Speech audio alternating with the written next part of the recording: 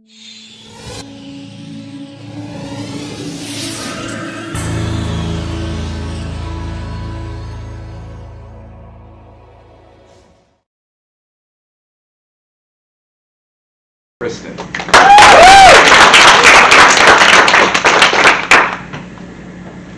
By show of hands, who here is excited to graduate? Who's maybe nervous to graduate? Maybe even a little sad? Who here experiences a mixture of emotions that kind of changes every single day and you're not really sure what to feel? I call that mixture of emotions the grief of graduation. So on a Tuesday night, I was scrolling on TikTok in bed, as I do, and I came across a video that would forever change the way I viewed my life. Now this was in the winter of this past year, our senior year of high school, and you're fighting through those cold and short days to finally be done with school. But then I saw this video. Hey, things change.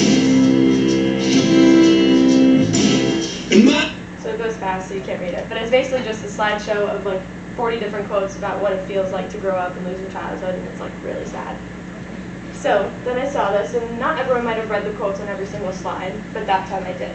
And I was immediately filled with a sense of discomfort and sadness. I started spiraling, thinking about I'm going to be graduating, me.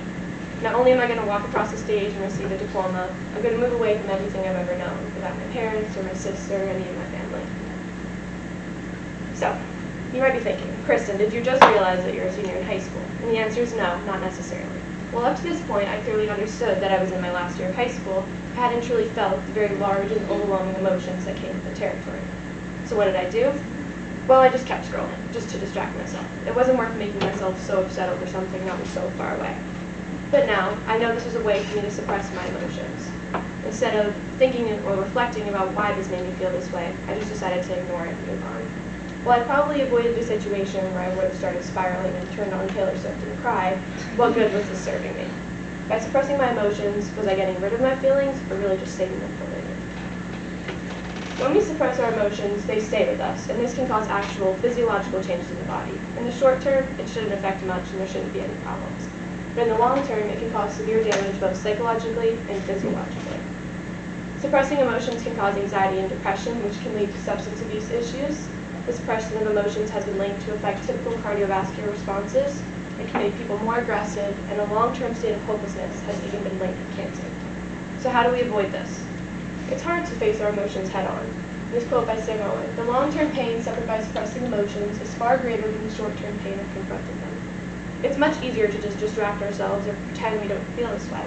But when we're suppressing our emotions, we're doing ourselves a disservice. If we were to confront these feelings and just work through them, we would not only be much happier, but happier much quicker. Some people use the words repression and suppression interchangeably, but they're not the same. Repression is when someone unconsciously or unintentionally blocks out negative emotions and feelings, while suppression is when you knowingly or consciously block out those negative emotions and feelings. And people that tend to repress their emotions have suffered some sort of past trauma in their life that makes them behave this way. By repressing, they're defending themselves from any sort of negative feeling they may encounter, and their brain knows that it went through pain in the past and it doesn't want to endure that again. So this might manifest as forgetting big blocks of life due to trauma endured in those years. And repression is definitely dangerous, but it doesn't affect as many people as suppression does. On the other hand, suppression is not as dangerous, but it affects most of us. Because most of us have suppressed our emotions from time to time, even if we don't realize it. It's almost inevitable. So when we're suppressing, we're aware of those feelings, but we just decide to ignore them. So back to that Tuesday TikTok scroll. So in reflection, I've learned that the process of growing up is one that truly never ends. You might think that at a certain point we're considered grown up, but what is that point? When we're 18, 21, 40, 50, retired? Every single day we get older, whether we realize it or not. But it is at certain times that we feel the impact of this process heavily. This wave of feelings occurs at typical milestones, such as graduation, marriage, having your first child, things like that. It's at these moments that you sit up, look around, and you realize that you've changed. You no longer have scrapes on your knees from drawing with sidewalk chalk. Your horrendous side part in your hair from middle school has shifted itself to the center, and your blue braces are gone, leaving your teeth straight. And you kind of wonder where all the time went. In these moments, we can continue to panic about the inevitable passage of time, or we can choose to live presently. We can get through these moments with joy instead of fear or panic. Even though feelings and nostalgia can be heavy to carry with you, as you start to incorporate them, they will begin to feel lighter, because they'll help us better prepare for our future. And these feelings aren't always bad. because could be like watching old Disney shows, playing childhood games you once loved, or talking to an old friend. Moments like these are inherently nostalgic, but they're not negative. Remembering our past and how it correlates with our future is a huge part of our thought process every single day. Dr. Valentina Stoycheva, clinical psychologist, explained that the difference between helpful and harmful nostalgia is the difference between incorporating the positive emotions of reminiscing into the present versus renouncing the present for the sake of reinstating and perpetually living some moment in the past. Therefore, reflecting on your past fondly is a healthy thing to do, but regretting it and dwelling on it is when it gets dangerous.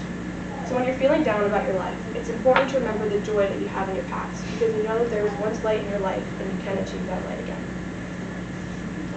So while this is a talk about the grief of growing up, this can also be related to the grief of losing a loved one. When someone we know dies, we experience a whirlwind of emotions.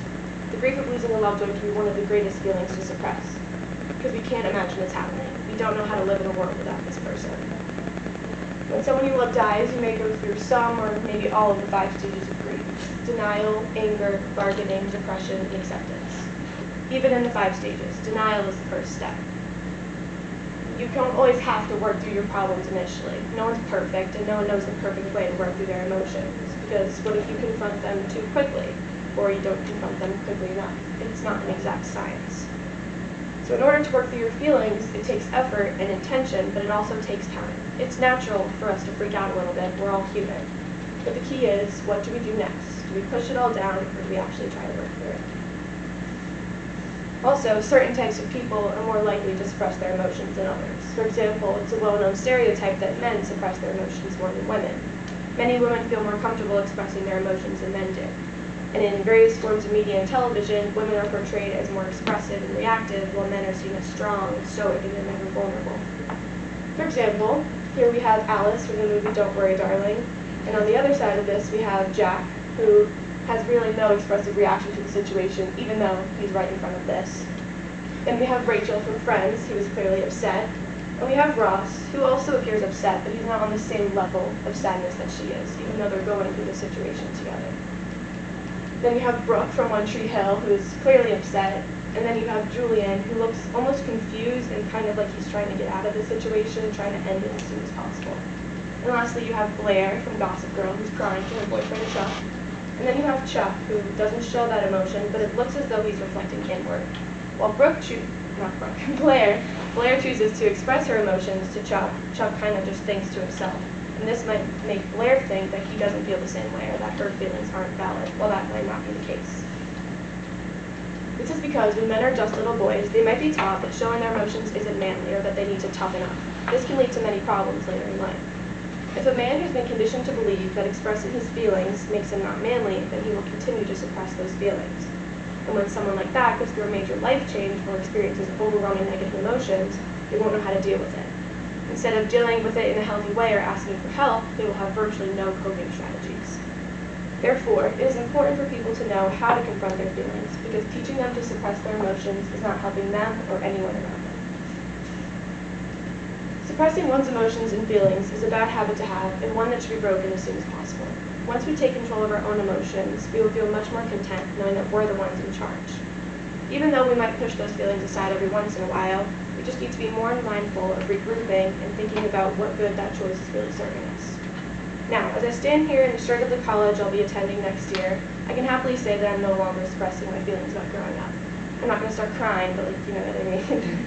Sure, there are days where I might freak out, and there may be some days where I don't even think about it once.